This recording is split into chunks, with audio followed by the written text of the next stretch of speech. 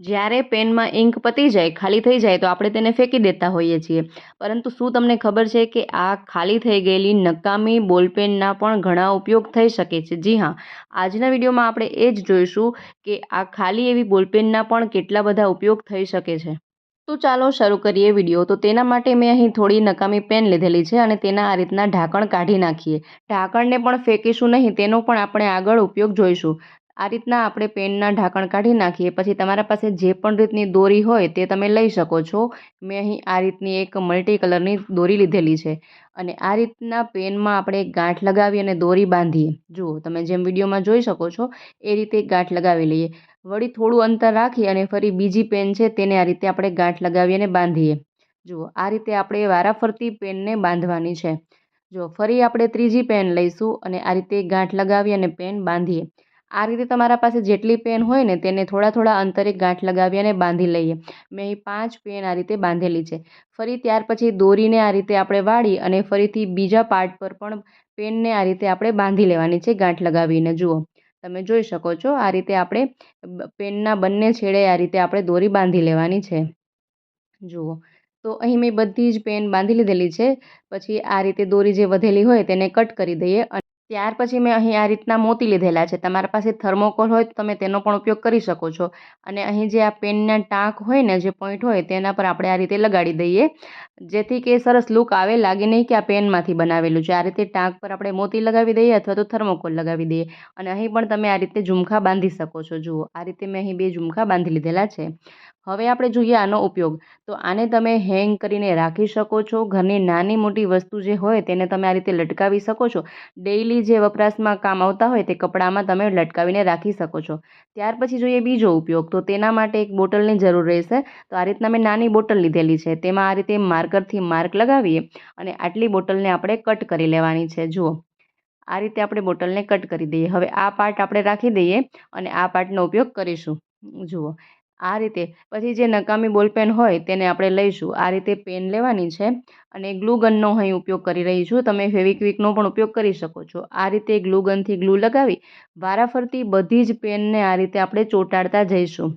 જુઓ, તમે જે રીતે વિડીયોમાં જોઈ રહ્યા છો એ રીતે વારાફરતી જેટલી પણ નકામી પેન છે તેને આ ફરતે આપણે ચોંટાડી દઈએ.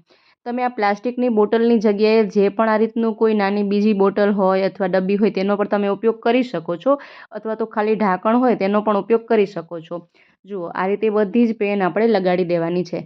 તો સરસ મજાનું સિમ્પલ એવું એક ઓર્ગેનાઇઝ બનીને રેડી થઈ જશે. જુઓ, ત્યાર પછી જે આ છે ટાંકના ભાગ, ત્યાં પર આ રીતે આપણે મોતી લગાવી શકીએ. થર્મોકોલ પણ તમે લગાવી શકો છો, જેથી કે એવું ન લાગે કે આ પેનમાંથી બનાવેલું છે. ખૂબ જ સરસ મજાનો લુક આપે. જુઓ, સરસ મજાનું એવું નાનું એવું ઓર્ગેનાઇઝ બનીને રેડી થઈ ગયું છે. આમાં તમે પેન, પેન્સિલ, માર્કર બધું જ આ રીતે રાખી શકો છો. અને બાળકનું ભણવાનું ટેબલ હોય તેના પર તમે આ રીતે રાખી શકો છો. સ્ટડી ટેબલ પર રાખી તો ખૂબ જ સરસ મજાનું લાગશે. જુઓ, તમે જોઈ શકો છો કેટલું સરસ લાગી રહ્યું છે. ત્યાર પછી જોઈએ ઢાંકણનો ઉપયોગ. તો અહીં જે પણ ઢાંકણ વધ્યા છે તેનો આપણે ઉપયોગ જોઈશું. તો આ રીતે આપણે ઢાંકણ લઈશું અને ત્યાર પછી બીજું ઢાંકણ લઈ તેને આ રીતે અટેચ કરી દઈએ. જુઓ, વારાફરતી જેટલા ઢાંકણ છે તે બધા જ ઢાંકણને આ રીતે આપણે જોઈન્ટ કરતું જવાનું છે. સરળતાથી તે આ રીતે તેમાં અટેચ થઈ જશે. જેટલા પણ ઢાંકણ છે ને તે બધા જ આ રીતે આપણે ગોઠવી લઈએ.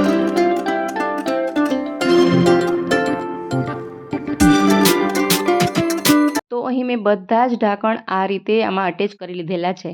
ત્યાર પછી આ રીતનું એક પુઠ્ઠું લેવાનું છે, જેને કાર્ડબોર્ડ કહીએ. આ રીતના કાર્ડબોર્ડ લઈશું અને આને જો આ રીતે ફોલ્ડ કરી રાઉન્ડ શેપ બનાવી દઈએ. હવે આપણે આ કાર્ડબોર્ડ પર આ ઢાંકણનો જે રાઉન્ડ બનાવ્યું છે તેને ચોંટાડી દઈશું. તેના માટે મેં અહીં ગ્લુ ગનનો ઉપયોગ કર્યો છે. ફેવિકોલનો, ફેવિક્વિકનો પણ ઉપયોગ કરી શકો છો. આ રીતે ચોંટાડી દઈએ. સરસ મજાનું ચોંટી પણ જશે. અને ત્યાર પછી જેટલું એક્સ્ટ્રા કાર્ડબોર્ડ છે, પુઠ્ઠું છે, તેને આ રીતે કાતરથી કટ કરી લઈએ. જુઓ, ખૂબ જ સરસ મજાનું એક એવું નાનું એવું ઓર્ગેનાઇઝ બનીને રેડી થઈ જશે. લાગે જ નહીં કે આપણે આ વેસ્ટ ઢાંકણમાંથી બનાવેલું છે.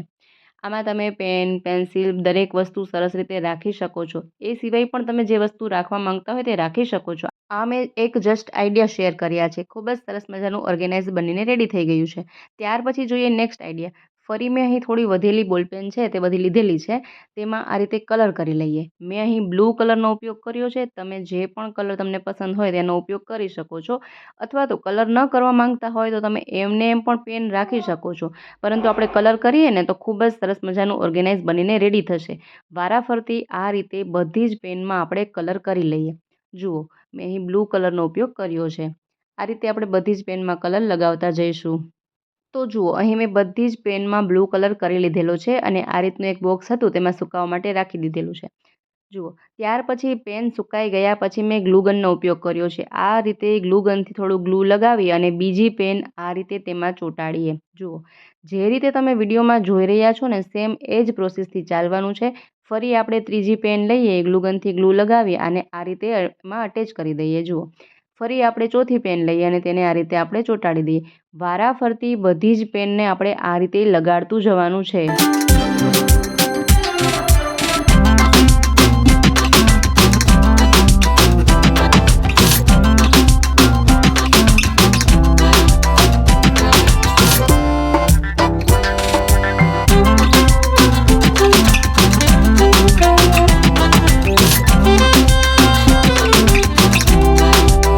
તો જુઓ, આ રીતે બધી જ પેન આપણે વારાફરતી લગાડી લઈએ. સરસ મજાનું એક સિમ્પલ એવું ઓર્ગેનાઇઝ બનીને રેડી થશે. જુઓ, તમે જોઈ શકો છો કેટલું સરસ મજાનું લાગી રહ્યું છે. ત્યાર પછી ફરીથી મેં આ રીતનું એક પુઠ્ઠું લીધેલું છે, કાર્ડબોર્ડ લીધેલું છે.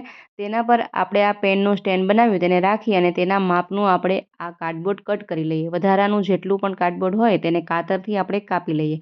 હવે તે કાર્ડબોર્ડમાં પણ આપણે બ્લુ કલર કરી લઈએ. મેં અહીં પેનમાં બ્લુ કલર કર્યો છે એટલે કાર્ડબોર્ડમાં આપણે બ્લુ કલર કરી લઈએ, જેથી કે એક સરખો લુક આવી શકે. જુઓ, આ રીતે આખા જ કાર્ડબોર્ડમાં બ્લુ કલર કર્યા પછી તેને આપણે સુકાવવા માટે રાખી દઈએ.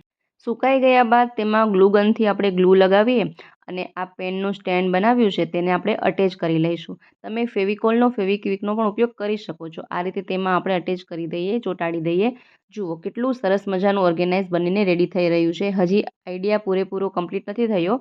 જુઓ, ત્યાર પછી મેં અહીં મોતી લીધેલા છે, વ્હાઇટ મોતી. તેને આપણે જે આ પેનના પોઈન્ટ છે, ટાંક છે, તેમાં આ રીતે આપણે લગાડી લઈએ. જેમ મેં આગળ કહ્યું એ રીતે તમે આમાં થર્મોકોલનો પણ ઉપયોગ કરી શકો છો.